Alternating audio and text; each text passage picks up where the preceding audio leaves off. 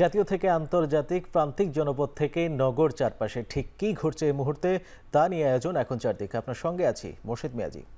অবশেষে ডাকসু নির্বাচনে প্যানেল ঘোষণা করল জাতীয়তাবাদী ছাত্র দল। দুপুরে অপরাজেয় বাংলার পাদদেশে সংবাদ সম্মেলন করে ২৭ সদস্যের প্যানেল ঘোষণা করেন ছাত্রদলের কেন্দ্রীয় সভাপতি রাকিবুল ইসলাম রাকিব। সংবাদ সম্মেলনে ছাত্রদলের সভাপতি রাকিবুল ইসলাম রাকিব ভিপি পদে আবিদুল ইসলাম খান, জিএস পদে শেখ তানভীর বারী হামিম এবং এজিএস পদে তানভীর আল হাদি মায়েদের নাম ঘোষণা করেন। বলেন, শিক্ষার্থীদের প্রত্যাশা মাথায় রেখেই প্যানেল দেওয়া হয়েছে। শেষ দিনে মনোনয়ন ফর্ম জমা দিতে প্রার্থীদের ভিড় লক্ষ্য করা যায় সিনেট ভবনে। একই সাথে মনোনয়নপত্র বাছাইয়েরও শেষ দিন আজ। শেষ দিনে চাপ সামলাতে সব ধরনের প্রস্তুতি রয়েছে বলে জানিয়েছেন চিফ রিটার্নিং কর্মকর্তা। শেষ দিনে বুধবার সকাল থেকেই মনোনয়নপত্র জমা দিতে সিনেট ভবনে চিফ রিটার্নিং অফিসারের কার্যালয়ে ভিড় করেন শিক্ষার্থীরা। এদিন ছাত্র শিবিরের ঐক্যবদ্ধ শিক্ষার্থী জোট প্যানেলের 2 নারী প্রার্থীও ফর্ম জমা দিতে আসেন। জয়ী হলে ক্যাম্পাসে নারীদের অধিকার প্রতিষ্ঠায় কাজ করার কথা জানান তারা। সাংবাদিকদের প্রশ্নের জবাবে চিফ রিটার্নিং কর্মকর্তা জানান, আচরণবিধি লঙ্ঘনের কোনো অভিযোগ তাদের কাছে আসেনি।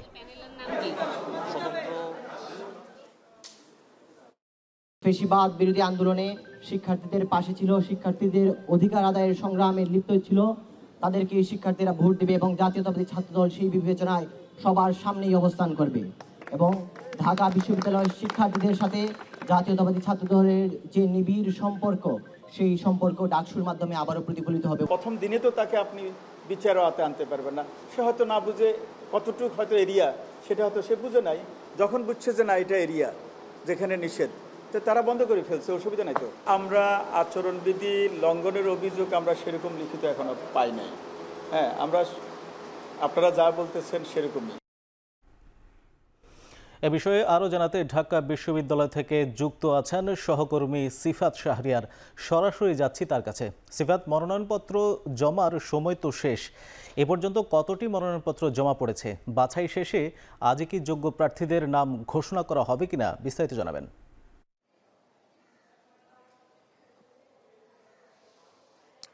এ বিষয়ে এখন পর্যন্ত আনুষ্ঠানিকভাবে প্রশাসনিক কর্মকর্তাদের থেকে কিছুই জানা যায়নি। তবে জানেন, প্রতি 20 জন এবার একজন প্রার্থী, প্রায় 2085 জন প্রার্থী রয়েছে। তবে আজকের বড় যে বিষয়টি সেটি হচ্ছে আজকে ছাত্রদল তাদের মনোনয়নপত্র জমা দিয়েছেন এবং আজকে মনোনয়নপত্র জমা দেওয়ার এবং বাছাইয়েরও শেষ দিন। একই সাথে রিটার্নিং কর্মকর্তা যারা রয়েছেন, প্রশাসনিক যারা কর্মকর্তা রয়েছেন, তাদের খুব বেশি কাজের তড়িঘড়ি এবং চ্যালেঞ্জিং কাজ আজকের জন্য। আজকের দিনটা খুব বেশি গুরুত্বপূর্ণ ডাকসু নির্বাচনের জন্য। ইতিমধ্যে বড় যে রাজনৈতিক দলগুলো থেকে তাদের সমর্থিত যে প্যানেলগুলো আমরা দেখেছি, ছাত্রদল আজকে পূর্ণাঙ্গ প্যানেল দিয়েছে শুধুমাত্র একটি পদ বাকি রেখে, এবং সেক্ষেত্রে আমরা 27 জনের একটি প্যানেল দেখেছি যেখানে আবিদুল ইসলাম খানকে ভিপি করা হয়েছে এবং সেই সাথে আমরা ছাত্র ইউনিয়ন থেকে, আমরা বাম সংগঠনগুলোর একটি জোট থেকে দেখেছিলাম যে তারা একটি প্যানেল দিয়েছে, কিন্তু ছাত্র ইউনিয়নের একাংশ আবার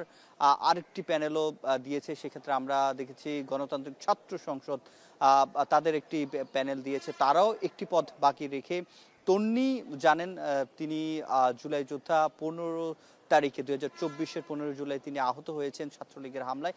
তাকে সম্মানার্থে আমরা দেখেছি অনেকগুলো প্যানেলে সেই পদটি খালি রেখে বাকি পূর্ণাঙ্গ যে প্যানেলটি রয়েছে 27 জন্য, সেই প্যানেল তারা দিয়েছে। গণতান্ত্রিক ছাত্র সংসদের যারা ভিপি এবং জিএস প্রার্থী আবু বাকের মজুমদার এবং আব্দুল কাদের, তারা কথা বলেছেন, তারা তাদের যে ইশতেহার সেটি প্রকাশ করেছেন। তারা এখানে যেটি বলেছেন যে গণরুম যে কালচার সেটি বাদ দিয়ে সামনে একটি গণতান্ত্রিক রাষ্ট্র বিনির্মাণে প্রথমত এই ক্যাম্পাসে গণতন্ত্র চর্চার জন্য এবং শিক্ষার্থীদের অধিকার বাস্তবায়নের জন্য এবং একটিমাত্র সিটের জন্য দেখা যাচ্ছে যে শিক্ষার্থীদেরকে জিম্মি করে দলীয় লেজরবৃত্তি করার জন্য যে উদ্বুদ্ধ করা হতো সেটি তারা নিরসন করতে চান, এমন প্রতিশ্রুতি দিয়েছেন। ছাত্রদলকে আমরা দেখেছি, শহীদ আনাস জানেন 5ই আগস্ট 2024 সালে তিনি নিহত হয়েছেন।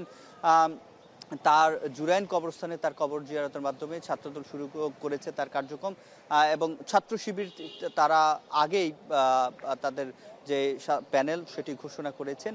এই যে দলগুলো একেবারে আমরা দেখিনি সেই অর্থে কেউ বয়কট করেছে, সকল দলই কিন্তু আসলে দলের সমর্থিত প্যানেল কিংবা ঐক্যবদ্ধভাবে জোটবদ্ধভাবে যে প্যানেল সেটি ঘোষণা করা শেষ হয়েছে। কিছুক্ষণ পরে হয়তো জানা যাবে যে আজকেই কি বাছাই কাজ শেষ হবে কিনা, তো তখন নিশ্চয় জানানো যাবে আবারও। তো এই ছিল মেয়ে যে আমার কাছে সিনেট ভবন থেকে সবশেষ। ঢাকা বিশ্ববিদ্যালয়ের ডাকসু নির্বাচনের সবশেষ জানাচ্ছিলেন সহকর্মী সিফাত শাহরিয়ার। রাজশাহী বিশ্ববিদ্যালয় কেন্দ্রীয় ছাত্র সংসদ রাকসু হল সংসদ ও সিনেটে ছাত্র প্রতিনিধিদের নির্বাচনের চূড়ান্ত তালিকা ভোটার তালিকা প্রকাশ করা হয়েছে। মঙ্গলবার রাতে 11:30টায় বিশ্ববিদ্যালয়ের ওয়েবসাইটে এই তালিকা প্রকাশ করা হয়। রাকসুর চূড়ান্ত তালিকায় মোট ভোটার সংখ্যা 24,892 জন। 17টি আবাসিক হলের আবাসিক ও অনাবাসিক শিক্ষার্থীদের নিয়ে এই ভোটার তালিকা প্রকাশ করা হয়। তবে তফসিল অনুযায়ী আজ সকাল 9টা থেকে মনোনয়নপত্র বিতরণ করার কথা থাকলেও মঙ্গলবার রাতে প্রধান নির্বাচন কমিশনারের স্বাক্ষরিত জরুরি বিজ্ঞপ্তির মাধ্যমে অনিবার্য কারণে তা স্থগিত করা হয়। তফসিল অনুযায়ী 15ই সেপ্টেম্বর রাকসুর ভোট গ্রহণ। এছাড়া রাকসু ও সিনেটের ছাত্র প্রতিনিধি নির্বাচনে মনোনয়নপত্রের ফি 500 টাকা আর হল সংসদ নির্বাচনের মনোনয়ন ফর্মের ফি 400 টাকা নির্ধারণ করা হয়েছে। আগামী 2 সপ্তাহের মধ্যেই রাজসাক্ষী হিসেবে সাবেক আইজিপি চৌধুরী আবদুল্লাহ আল মামুনের সাক্ষ্য গ্রহণ করবে ট্রাইব্যুনাল, জানিয়েছেন আন্তর্জাতিক অপরাধ ট্রাইব্যুনালের প্রসিকিউটর মিজানুল ইসলাম। সকালে মানবতা বিরোধী অপরাধের মামলায় সাবেক প্রধানমন্ত্রী শেখ হাসিনা সহ 3 জনের বিরুদ্ধে 6ষ্ঠ দিনের সাক্ষ্য গ্রহণ শেষে একথা জানান তিনি। জুলাই আগস্টে মানবতা বিরোধী অপরাধের মামলায় এদিন নতুন করে সাক্ষী দেন 4 জন। সাক্ষ্য দিয়ে শেখ হাসিনা সহ 4 জনের ফাঁসি চাইলেন নিউরোসায়েন্স হাসপাতালের সহযোগী অধ্যাপক মাহফুজুর রহমান। সকালে আন্তর্জাতিক অপরাধ ট্রাইব্যুনাল 1-এ তিনি বলেন, গুলিবিদ্ধ আহতদের হাসপাতালে চিকিৎসা দিতে বাধা দিয়েছিল আইনশৃঙ্খলা বাহিনী, এমনকি গোয়েন্দা পুলিশ আহতদের ছাড়পত্র দিতে নিষেধ করেন। এ সময় অভিযোগ এনে শেখ হাসিনা, কামাল, কাদের ও আরাফাতের দৃশ্যমান ফাঁসি চান এই চিকিৎসক। এ নিয়ে এই মামলায় সাক্ষ্য দিলেন 16 জন। এছাড়াও সকালে ট্রাইব্যুনালে হাজির করা হয় আসামি থেকে রাজসাক্ষী হওয়া সাবেক আইজিপি চৌধুরী আবদুল্লাহ আল মামুনকে।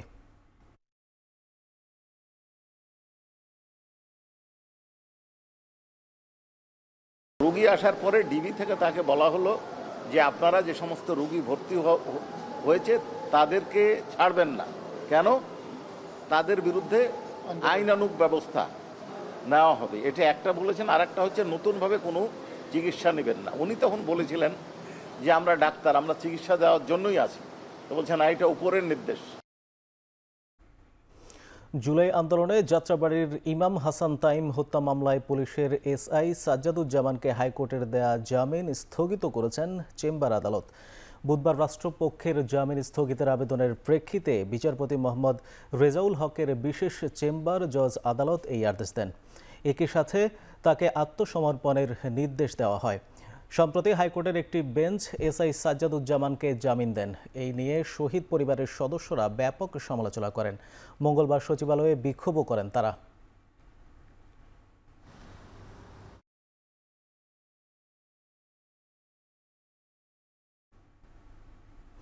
21 আগস্ট গ্রেনেড হামলা মামলায় বিএনপির ভারপ্রাপ্ত চেয়ারম্যান তারেক রহমান সহ সব আসামির খালাসের রায়ের বিরুদ্ধে রাষ্ট্রপক্ষের করা আপিলের 4র্থ দিনের শুনানি শেষ হয়েছে।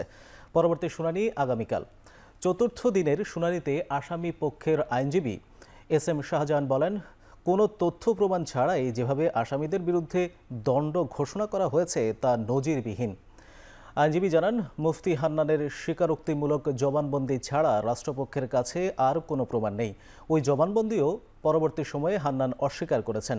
বৃহস্পতিবারও এই মামলাটি আপিল বিভাগের কার্যতালিকার শুরুতে থাকবে। 2018 সালের 10 অক্টোবর হামলা মামলায় তারেক রহমান সহ 19 জনকে যাবজ্জীবন সাজা দেয় বিচারিক আদালত।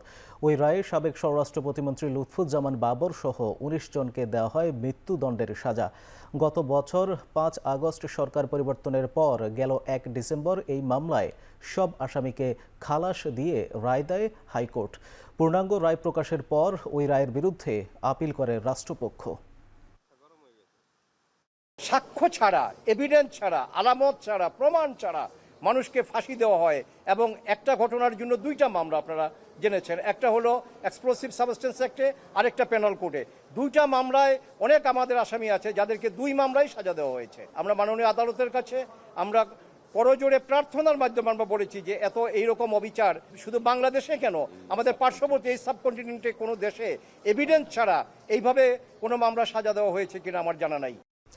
দক্ষ ও কর্মক্ষম প্রজন্ম গঠন করতে না পারলে জাতীয় উন্নয়ন সম্ভব নয়। তামাকের বিরুদ্ধে তরুণদের সচেতন করতে না পারলে আগামী প্রজন্ম ঝুঁকির মুখে পড়বে।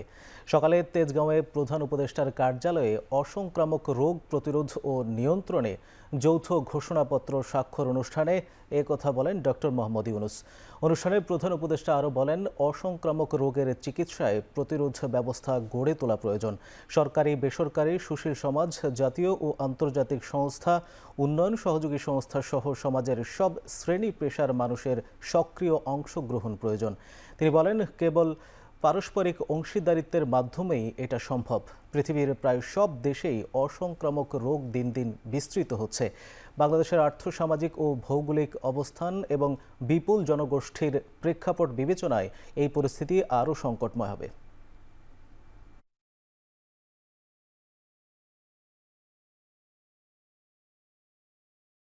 জাতীয় উন্নয়ন অগ্রগতি নিশ্চিত করতে হলে দক্ষ কর্মক্ষম মানব সম্পদ দরকার। দক্ষ কর্মক্ষম মানব সম্পদ ব্যবস্থাপনা গড়ে তুলতে না পারলে ব্যক্তিগত জীবন থেকে জাতীয় উন্নয়ন কোনোটাই যথাযথভাবে করা যাবে না। তাই যে কোনো পরিস্থিতি হোক না কেন এবং যত চ্যালেঞ্জিং থাকুক না কেন, আমাদেরকে সুস্থ সবল প্রজন্ম গড়ে তুলতেই হবে। খুলে দেওয়া হয়েছে তিস্তা নদীর উপর মাওলানা ভাসানী সেতু। 1490 মিটার সেতুর উদ্বোধন করেন উপদেষ্টা আসিফ মাহমুদ সজীব ভুইয়া। পরে জনসাধারণের জন্য খুলে দেওয়া হলে হাজারো মানুষ ভিড় করে সেতুতে। সেতু উদ্বোধন শেষে উপদেষ্টা বলেন, উত্তরাঞ্চলের মানুষ সবসময় বৈষম্যের শিকার হয়েছে, তবে এই সেতুর মাধ্যমে এই অঞ্চলে নতুন বিনিয়োগ আসবে বলেও জানান তিনি। এদিকে মাওলানা ভাসানী সেতু উদ্বোধনের ফলে কুড়িগ্রাম থেকে ঢাকার দূরত্ব কমেছে 100 কিলোমিটারেরও বেশি, যা শুধু একটি সংযোগ মাধ্যম নয়, বরং একটি জনপদের মানুষের জীবনমান ও অর্থনৈতিক সচ্ছলতার স্বপ্নকে বাস্তবে রূপ দিয়েছে। 2021 সাল পর্যন্ত এই সেতুর নির্মাণ কাজ শুরু হয়। 1490 মিটার এই সেতুতে বসানো হয়েছে 31টি স্প্যান, 86 কিলোমিটার সংযোগ সড়ক, নদী শাসন, কালভার্ট ও জমি অধিগ্রহণ সহ সম্পূর্ণ সেতু নির্মাণে ব্যয় হয়েছে 730 কোটি টাকা। ওখানে আমার জমি জমা আছে, সেখানে যাতায়াত করতে খুব কষ্ট ছিল। সেই কষ্ট থেকে মুক্তি হয়ে গেলাম। মনে করেন হাট বাজার যাওয়া খুব সুবিধা হয়ে গেল। সরদ হারিয়ে গেছি, সাইকেল নিয়ে গেছি। এখন যাও আল্লাহর রহমত, যে যোগাযোগটা হইল, হ্যাঁ খুব আমরা সুন্দর, খুব শান্তি। যাতায়াত করার জিনিস বেচা মিলে কাটা মিলে করা যাবে, যাওয়া যাবে, আসে যাবে, মাল মাত্রা বেচা যাবে। সবজি আবার মনে করেন যে ঢাকায় যাবে, দাম ভালো পাবে, কৃষকদের ভালো হবে। দেশের কিছু কিছু অঞ্চল আঞ্চলিক বৈষম্যের শিকার হয়েছে, যার মধ্যে উল্লেখযোগ্য উত্তরাঞ্চল। অত্যন্ত দুঃখের বিষয়, আজ স্বাধীনতার 54 বছর পরেও আমরা তিস্তা সহ সীমান্তবর্তী এবং যেই ভারতের সাথে যেই নদীগুলো আমরা শেয়ার করি, সেই নদীগুলোর পানির ন্যায্য হিস্যা আদায় করতে পারিনি। কক্সবাজারের উখিয়ায় চাকুরিতে পুনর্বহালের দাবিতে সড়ক অবরোধের সময় আটক 27 শিক্ষককে ছেড়ে দেওয়া হয়েছে। এ বিষয়ে জানাতে উখিয়া থানা থেকে যুক্ত হচ্ছেন সহকর্মী মন্তোষ বেদজ্ঞ। মন্তোষ, উখিয়ার পরিস্থিতি এখন কেমন দেখছেন? আন্দোলনকারীরা কি বলছেন, জানাবেন বিস্তারিত।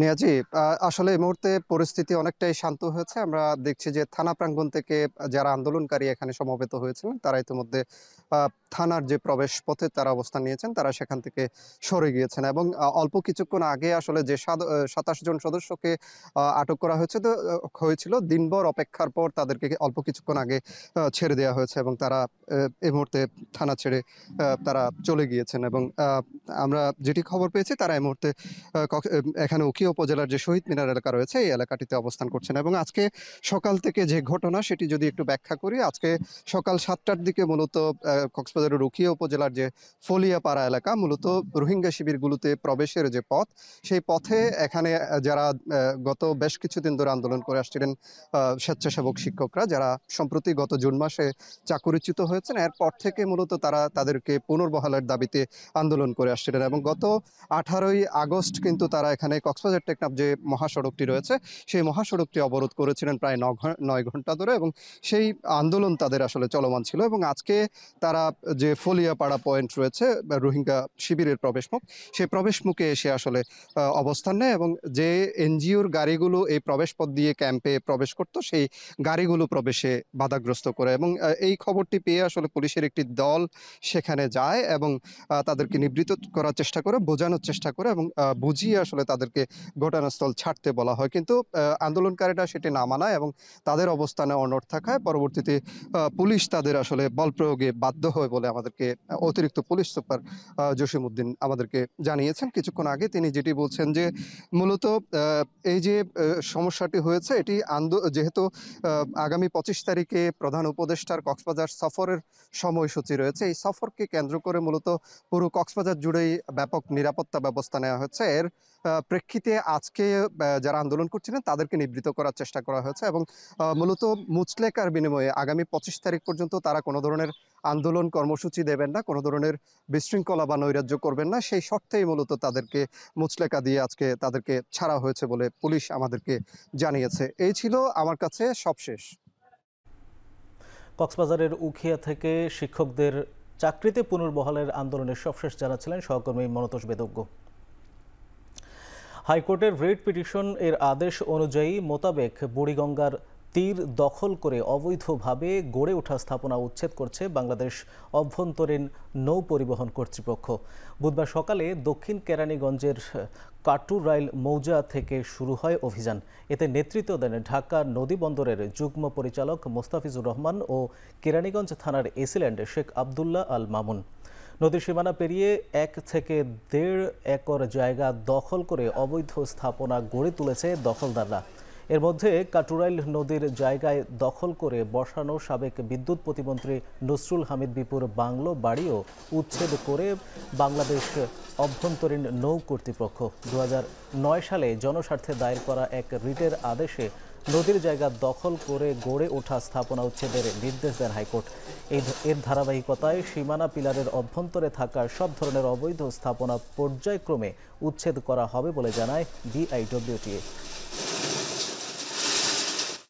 আমাদেরকে 1 মাস বা 2 মাস 3 মাস টাইম দিলে তাহলে আমরা এগুলি নিজের ইয়েতে আমরা সরালাইতাম বা আমাদের কাগজপত্র দেখা সরালাইতে পারতাম। এখন তো আইয়া তারা আর কোনো কথা আমাদেরকে শুনে নেই। গত 1 দিন আগে মাইকিং করে গেছে, একদিনে তো একটা প্রতিষ্ঠান করা সম্ভব হয় না। সাবেক সরকারের একজন মন্ত্রী, বিদ্যুৎ মন্ত্রী, উনি এখানে আমাদের নদীর জায়গা দখল করে আমাদের বেশ কিছু আমাদের দোতলা একটা বাংলো বাড়ি তৈরি করেছে, যেটি অবৈধভাবে করেছে। আমরা বলতে চাই যে সরকারের যে কেউ হোক, যত শক্তিশালী হোক, দখলদার যত শক্তিশালী হোক, তাদেরকে আমরা উচ্ছেদ অভিযান মাধ্যমে আমরা তাদেরকে উচ্ছেদ করব। ঢাকা বিশ্ববিদ্যালয়ের কেন্দ্রীয় ছাত্র সংসদ নির্বাচনের মনোনয়নপত্র জমার সময়সীমা শেষে ব্রিফ করছেন চিফ রিটার্নিং কর্মকর্তা। সরাসরি যাচ্ছে সেখানে। অর্থাৎ প্রার্থীদের খসড়া তালিকাটা যাতে প্রকাশ করতে পারি সেই ব্যবস্থা করার জন্য আমরা কাজ করতেছি।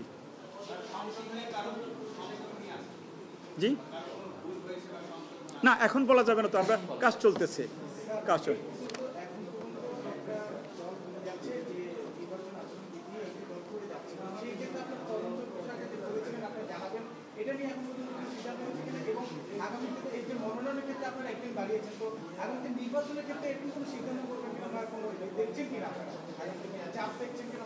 মারুফ ভাই একটু কি রেসপন্স করবেন? হ্যাঁ, হ্যাঁ হ্যাঁ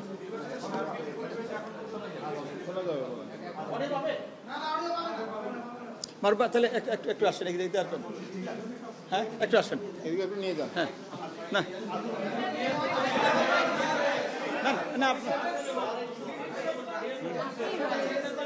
আচ্ছা আচ্ছা আমরা আমরা আচ্ছা তাহলে আমরা বলে দিচ্ছি আমরা একটা বিশেষ হলের কথা আপনারা জেনেছেন আমরা সাথে সাথে তদন্ত কমিটি করেছি জরুরি মিটিং করে তদন্ত কমিটি কালকে সারাদিন রিপোর্ট তৈরি করে আমাদের হাতে দিয়েছে রাত্রে আমরা আজকে এই শিডিউলের কারণে আমরা সেই তদন্ত কমিটির রিপোর্টটা এখনও দেখতে পারি নাই আমাদের 6টা মিটিং আছে তদন্ত কমিটির রিপোর্ট কি আসলো তখন সেটা আমরা দেখতে পারবো আমরা আচরণবিধির বিষয় আবারও বলছি এই পর্যন্ত যেই কয়টা অভিযোগ আপনাদের সামনে তো করেছে তারা সাথে সাথে আমাদের সম্মানিত কমিশনের সদস্যগণ তাদেরকে সতর্ক করে দিয়েছেন এবং তারা মেনে গেছে আর কোনো ধরনের আচরণবিধি আপনারাই বলেন কোনো ব্যত্যয় হয়েছে কিনা আমরা একটু বলে রাখি যে আচরণবিধি সংক্রান্ত আমাদের দেখার জন্য পরিষ্কার কমিটি আছে সেই কমিটি আমরা যখনই যে পক্ষই যে ধরনের আচরণবিধি সংক্রান্ত অভিযোগ আসছে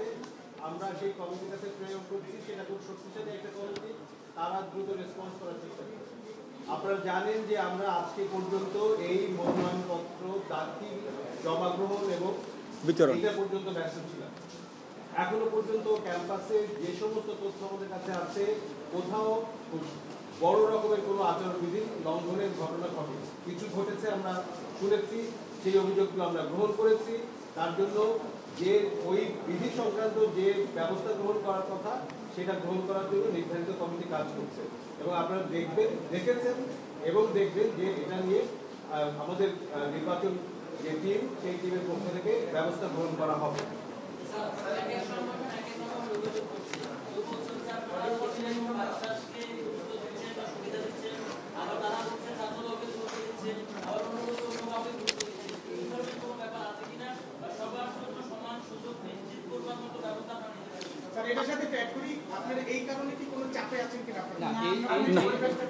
এই প্রশ্নটা অনেক পুরনো প্রশ্ন মানে আজকে নমিনেশন সবাই জমা দিয়েছে এবং এটা কিন্তু অলরেডি আপনারা দেখেছেন যে বিশ্ববিদ্যালয়ে যে আমরা যে একটা দিন বাড়িয়েছিলাম সেটার কারণ ব্যাখ্যা করা হয়েছে যে ওই দিন প্রচণ্ড চাপ ছিল অনেক শিক্ষার্থী শেষ পর্যন্ত হল এবং কেন্দ্রের ফল নিতে আসতেন হয়তো তারা সংগ্রহ করতে পারেনি এর সঙ্গে কোনো দলকে সুবিধা দেওয়া বা কোনো পক্ষকে সুবিধা দেওয়ার তো প্রশ্নই আসে না এটা কিন্তু আমাদের দিক থেকে বারবার বলা হয়েছে এবং এইভাবে অনাচারিতভাবে কে বলেছেন বা কার নাম বলেছেন এটা তো আসলে উত্তর দেওয়া আমাদের পক্ষে সম্ভব না আর এখন থেকে যেহেতু প্রার্থী নিশ্চিত হয়ে যাচ্ছে আগামী 2-1 দিনের মধ্যে তখন তো আচরণবিধিটা পর্যবেক্ষণ করা আরও সহজ হবে যে কোন প্রার্থী আচরণবিধি লঙ্ঘন করছেন বা করছেন না আর এর বাইরে তিনি যখন আরও তার নেটওয়ার্কের মধ্যে থাকেন সেটা একটা বিস্তৃত বিষয় তো সুতরাং এখন যত তারা স্পষ্টভাবে কাজ করবেন কেউ যদি আচরণবিধি লঙ্ঘন করেন এবং সেটা যদি অভিযোগ আকারে আসে অবশ্যই আমরা সেটা খুব গুরুত্ব দিয়ে দেখব এবং যে প্রশ্নটা বারবার করছেন আমরা কোনো পক্ষকেও চিনি না বা কোনো দলকেও চিনি না এখানে বিশ্ববিদ্যালয়ের বৈধ শিক্ষার্থী তিনি আমাদের এখানে প্রার্থী হয়েছেন আমরা এটুকুই বলতে পারি ডাকসু নির্বাচনের মনোনয়নপত্র ফর্ম জমার সময়সীমা শেষে ব্রিফ করছিলেন নির্বাচন কর্মকর্তারা মালয়েশিয়ায় যেতে ইচ্ছুক শ্রমিকদের জন্য মাল্টিপল এন্ট্রি ভিসার ব্যবস্থা করা হয়েছে বলে জানিয়েছেন প্রবাসী ও বৈদেশিক কর্মসংস্থান উপদেষ্টা ডক্টর আসিফ নজরুল বিকেলে প্রবাসী কল্যাণ ও বৈদেশিক কর্মসংস্থান মন্ত্রণালয়ের সম্মেলন কক্ষে এক ব্রিফিংয়ে একথা জানান তিনি এছাড়াও প্রথমবারের মতো কম খরচে সৌদি আরবে শ্রমিক পাঠাতে চুক্তির খসড়া প্রস্তুত করা হয়েছে বলেও জানান প্রবাসী উপদেষ্টা সৌদি আরবে এটা চুক্তি হয় কি খসড়া আদান প্রদান হয় তো খসড়া আদান প্রদানের মাধ্যমে ফাইনাল যে ড্রাফটটা যেটা উনারাও এগ্রি করেছেন আমরাও এগ্রি করেছি সেটা হয়ে গেছে এখন খালি স্বাক্ষর বাকি মালয়েশিয়ার সাথে যখন কথা হয়েছে আপনাদেরকে দায়িত্ব নিয়ে বলছি প্রথম বলেছি আমাদের সবাইকে দেওয়ার জন্য তারপর যখন ওনারা বলেছে এটা এইবার আলোচনা না এর আগের বার আলোচনা যখন বলেছিল তোমাদের তো কয়েক হাজার তাদের তো কয়েক শত তা আমি বলছি তাহলে সবার ক্ষেত্রে একরকম করো সবাই 500 দাও বা সবাইকে 300 দাও সব দেশকে তাহলে তো ইউনিফর্ম প্র্যাকটিস হবে তারপরে বলেছি যদি 30,000-এর মতো শ্রমিকই নাও অল্প শ্রমিক তাহলে আমাদের বোয়েসেলকেই দাও আমার যা বলার সেটা আপনাকে বললাম এখন আমি তো সরকারের সাথে আলোচনা করেছি আমি তো কোনো ব্যক্তির সাথে আলোচনা করি না গণতন্ত্র এখনও পুনরুদ্ধার হয়নি, সামনে দীর্ঘ বিপদসংকুল পথ, এমন মন্তব্য করেছেন বিএনপির সিনিয়র যুগ্ম মহাসচিব রুহুল কবির রিজভী। নয়াপল্টনে বিএনপির কেন্দ্রীয় কার্যালয়ে দলটির ৪৭তম প্রতিষ্ঠা বার্ষিকী উপলক্ষে আয়োজিত সংবাদ সম্মেলনে একথা বলেন তিনি। এ সময় বিএনপির স্থায়ী কমিটির সদস্য নজরুল ইসলাম খান অভিযোগ করেন, জনগণের মতামত ছাড়াই পিআর পদ্ধতি চাপিয়ে দেওয়ার চেষ্টা করা হচ্ছে। এমনকি পিআর পদ্ধতি কিভাবে বাস্তবায়ন হবে তাও স্পষ্ট করা হচ্ছে না। রাজনৈতিক সংকট সব সময়ই থাকবে উল্লেখ করে বিএনপি তার সংকট কাটিয়ে উঠতে সক্ষম বলেও মন্তব্য করেন বিএনপির এই নেতা। সংবাদ সম্মেলনে বিএনপির প্রতিষ্ঠা বার্ষিকী উপলক্ষে ৩১ আগস্ট আলোচনা সভা, ১ সেপ্টেম্বর ফাতেহা পাঠ সহ ৭ দিনের কর্মসূচি ঘোষণা করা হয়।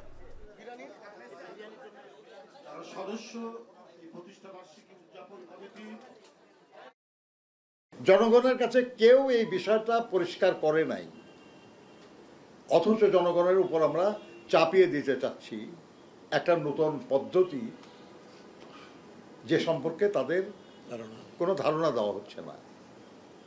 এটাই হলো প্রশ্ন আমাদের কাছে। আপনার পিআরের পক্ষে বা বিপক্ষে এটা বলার তো সময়ই আসে না এখনো। এর চেয়ে অনেক বড় সংকট আমরা অতিক্রম করেছি, কাজেই সংকট অতিক্রম করা সম্ভব হবে আর কিন্তু সংকট যে নাই এ কথা বলা তো ভুল হবে। বাংলাদেশের প্রধান দুটি রাজনৈতিক দল হিসেবে বিএনপি জামাতের মধ্যে প্রতিদ্বন্দ্বিতা থাকবে, তবে সুস্থ প্রতিদ্বন্দ্বিতা বজায় রাখার আহ্বান জানিয়েছেন জামায়াতে ইসলামীর নায়েবে আমির ডক্টর আব্দুল্লাহ মোহাম্মদ তাহের। বুধবার রাজধানীর একটি বেসরকারি হাসপাতালে চিকিৎসাধীন বিএনপি মহাসচিব মির্জা ফখরুল ইসলাম আলমগীরকে দেখতে এসে একথা বলেন তিনি।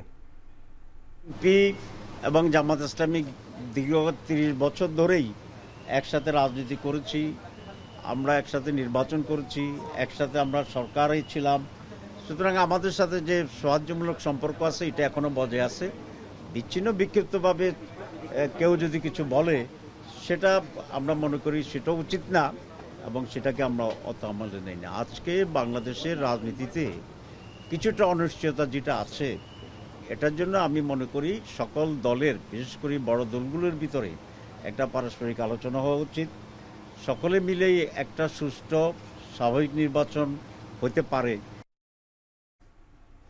পাসপোর্ট না থাকলেও শর্ত সাপেক্ষে এবার ভোটার হওয়ার সুযোগ পাবেন প্রবাসী বাংলাদেশিরা। এতে সংশ্লিষ্ট দেশে বসবাসকারী এনআইডিধারী ৩ বাংলাদেশের প্রত্যয়নপত্রের মাধ্যমে সুযোগ রাখতে যাচ্ছে কমিশন। প্রবাসীদের ভোটার হওয়ার ক্ষেত্রে পাসপোর্ট সংক্রান্ত জটিলতা দূর করার পাশাপাশি মেয়াদ উত্তীর্ণ পাসপোর্ট দিয়েও ভোটার হওয়ার সুযোগ রাখা যাচ্ছে। বুধবার ইসির এনআইডি নিবন্ধন ও প্রবাসী উইং এর পরিচালক খান আবি শাহনুর খান স্বাক্ষরিত চিঠি পররাষ্ট্র মন্ত্রণালয়, রাষ্ট্রদূত ও হাইকমিশনারের কাছে পাঠানো হয়। এর আগে রোববার বিএনপির স্থায়ী কমিটির সদস্য নজরুল ইসলাম খান দলটির পক্ষ থেকে সিইসিকে এসব বিষয়ে অনুরোধ করেন। প্রবাসী সাধারণ পাসপোর্টধারীদের তালিকাভুক্ত এবং ভুয়া পাসপোর্টধারী ভোটার হতে না পারার বিষয়ে সতর্কতা অবলম্বন ও যাচাই বাছাইয়ের পরামর্শ দেওয়া হয়। ইতিমধ্যে 10 দেশের 17টি মিশনে প্রবাসী বাংলাদেশিদের ভোটার নিবন্ধন ও এনআইডি দেয়ার প্রক্রিয়া চলমান রেখেছে নির্বাচন কমিশন। বিমান বাংলাদেশ এয়ারলাইন্সের 10টি চাকা হারিয়ে যাওয়ার অভিযোগ উঠেছে। কর্তৃপক্ষ জানিয়েছে চাকাগুলো অন্য একটি এয়ারলাইন্সের সঙ্গে অনুমতি ছাড়াই পরিবর্তন করা হয়েছে। ইতিমধ্যেই এই ঘটনায় বিমানবন্দর থানায় একটি জিডি দায়ের করা হয়েছে। বিমানের জনসংযোগ কর্মকর্তা এবিএম রওশন কবির জানান, চাকাগুলো মূলত অকশনের জন্য রাখা হয়েছিল। পরে অনুমতি ছাড়া চাকাগুলো অন্য একটি এয়ারলাইন্সের সাথে পরিবর্তন করা হয়। এই ঘটনায় স্টোনের দায়িত্বে থাকা দুজনের সম্পৃক্ততার তথ্য পাওয়া গেছে। অভিযুক্তদের বিরুদ্ধে তদন্ত চলছে এবং দোষী প্রমাণিত হলে আইনানুগ ব্যবস্থা নেওয়া হবে বলেও জানান তিনি।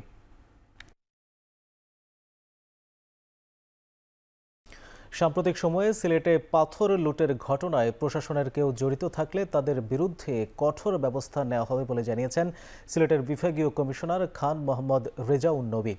বুধবার বিকেলে কোম্পানিগঞ্জে এক মতবিনিময় সভা শেষে সাংবাদিকদের প্রশ্নের জবাবে তিনি একথা বলেন। পাথর লুটের সাথে যারা জড়িত তাদেরকে চিহ্নিত করে প্রশাসন কোনো তালিকা প্রকাশ করবে কিনা সেই প্রসঙ্গে বিভাগীয় কমিশনার বলেন, সরকারের সকল ইন্টেলিজেন্স এ ব্যাপারে কাজ করছে, সময় হলেই অপরাধীদের তালিকা প্রকাশ করা হবে। তিনি বলেন, পাথর রক্ষা সহ সীমান্ত এলাকায় সার্বিক আইন শৃঙ্খলা পরিস্থিতি স্বাভাবিক রাখার স্বার্থে সিলেট সেক্টরে নতুন একটি বিজিবি ব্যাটালিয়ন স্থাপনের প্রক্রিয়া চলমান রয়েছে।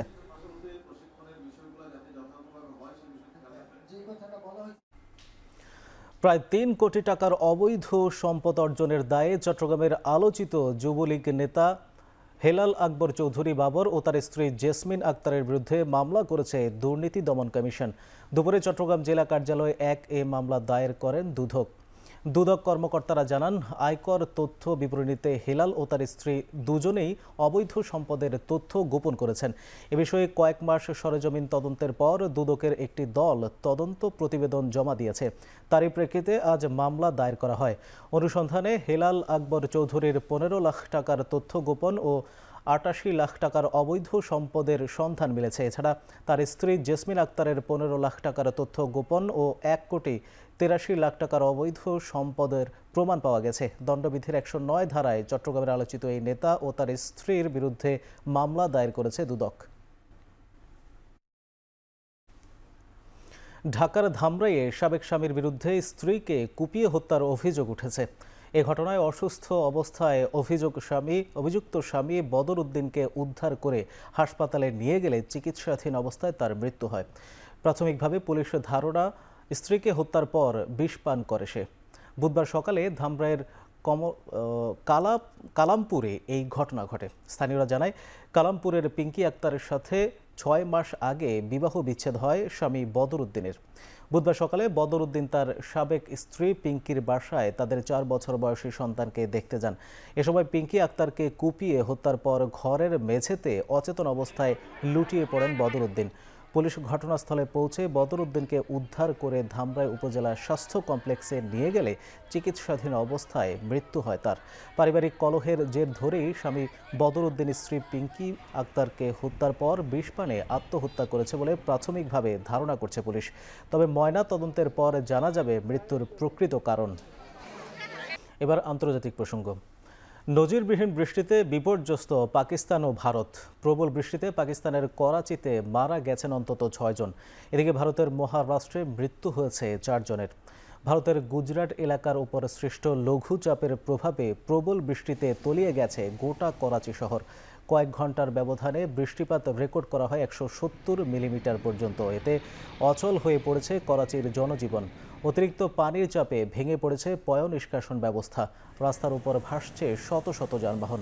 এদিকে প্রবল বর্ষণে ভারতের মুম্বাইয়েও দিয়েছে জলাবদ্ধতা। বিদ্যুৎ বিভ্রাটে ২টি মনোরেল বিকল হয়ে আটকা পড়েন ৭ শতাধিক যাত্রী। পরে আলাদা সিঁড়ি দিয়ে তাদের উদ্ধার করা হয়।